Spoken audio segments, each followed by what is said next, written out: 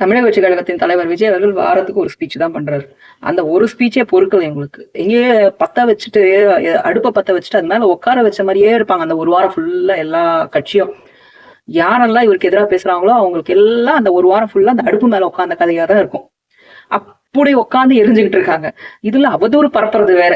தாவேக்கா எங்களுக்கு எதிரணி கிடையாதுப்பா அப்படின்னு சொல்லுவாங்களே தவிர, ஆனா தாவேக்காவையே காப்பி அடிக்க வேண்டியது, தாவேக்காவையே குறி வைக்க வேண்டியது, தாவேக்காவோட தலைவர் விஜய் அவர்களுக்கு எந்த மாதிரியான அவதூறெல்லாம் பரப்பலாம் அப்படின்னு ட்ரை பண்ண வேண்டியது. இதுக்கு முன்னாடி கேப்டன் விஜயகாந்த் ஐயா அவர்களுக்கு என்னெல்லாம் ட்ரை பண்ணாங்களோ, அவர் சக்சஸ்ஃபுல்லா முடிச்சாங்களோ, அதுல பாதியாவது இவரை வச்சு அட்டாக் பண்ணி டவுன்ஃபால் பண்ணணும் அப்படின்னு பாத்துக்கிட்டே இருக்காங்க. எதுலயும் மனுஷன் சிக்க மாட்டேங்கிறாரு.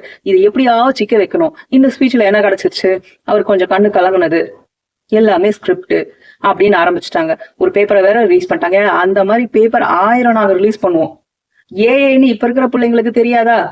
அந்த பிள்ளைங்க அவங்க அம்மா அப்பாங்களுக்கு அவங்க தாத்தா பாட்டிங்களுக்கு சொல்லாதா இது ஏஐ, இது ஏஐமா, இது வந்து கண்டுக்காதீங்க, இது ஃபேக் அப்படின்னு சொல்ல தெரியாதா? இந்த மாதிரி உங்க கட்சிக்கு ரெடி பண்ணோம்னா மனாவரியா நாங்க ரெடி பண்ணுவோமே. அது இல்ல இந்த விர்ச்சுவல் வாரியர்ஸோட வேலை. தமிழக வெற்றி கழகத்தோட விர்ச்சுவல் வாரியர்ஸ்க்கு அது வேலை கிடையாது. ஃபேக்கா நெரேட் பண்றது வேலை கிடையாது. எப்படி இங்க அழணும், அப்படி ரவுண்ட் போகணும், அப்படி வரணும், அப்புறம் வாயில இருக்கிறத துப்பணும், கொஞ்சம் ரியாக்ஷன் கொடுக்கணும். எப்படா ஏன் உட்காந்து ரூம் போட்டு யோசிப்பீங்களா என்ன? எனக்கு தெரிஞ்சு நான் குழந்தையா இருக்கிற பருவத்துல, அதாவது இளம் பருவம்னு வச்சுக்கோங்களேன், அப்பெல்லாம் டிஎம்கேக்கு ஏடிஎம்கேக்கு ஒண்ணு இதுக்கு ஓட்டு போடுவாங்க, இல்ல அதுக்கு ஓட்டு போடுவாங்க, அவ்வளவுதான், அதோட விட்டு போயிடுவாங்க. ஆனா இவ்வளவு காழ்ப்புணர்ச்சி இந்த கட்சிகள் மேல நான் பார்த்ததே கிடையாது. இந்த வருஷம் முக்கியமா போன வருஷம் எப்ப தமிழக வெற்றி கழகம் ஆரம்பிச்சதோ அப்போல இருந்து மக்களுக்கு வந்து டிஎம்கே மேலயும் சரி ஏடிஎம்கே மேலயும் சரி அப்படி ஒரு காழ்ப்புணர்ச்சி, கோபம், விரக்தி, இது நமக்கு நடக்கல அப்படின்ற அந்த ஆதங்கம் எல்லாம் சேர்ந்து வச்சு அவங்க மேல கொப்பளிக்கிறாங்க மக்கள். அந்த கட்சிகள் மேல கொப்பளிக்கிறாங்க நம்ம மக்கள் எல்லாம்.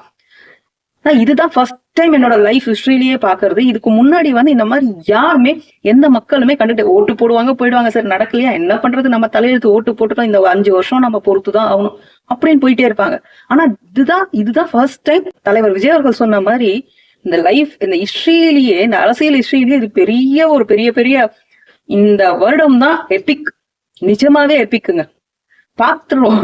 இந்த அந்த எலெக்ஷனுக்காக நாங்க வெயிட் பண்ணிட்டு இருக்கோம் சீரியஸாவே. வரலாறு திரும்புகிறதுன்னு எந்த நேரத்துல வந்து கேப்ஷன் வச்சாரோ தலைவர் விஜய் அவர்கள், நிஜமாவே வரலாறு திரும்பதான் போகுது. நீங்க பண்ணுங்க, அதுதான் தாக்குறதுக்கு தான் நம்ம தான் பெரிய படையே ரெடி பண்ணி வச்சிருக்காரு தலைவர் விஜய் அவர்கள். உங்களுக்கு அந்த அடி இல்ல உங்களுக்கு சர்வசாதாரணமால விழாது. நீங்க போடுங்க சாமி, நாங்க 6 அடிக்கிறோம் அந்த பால்ல.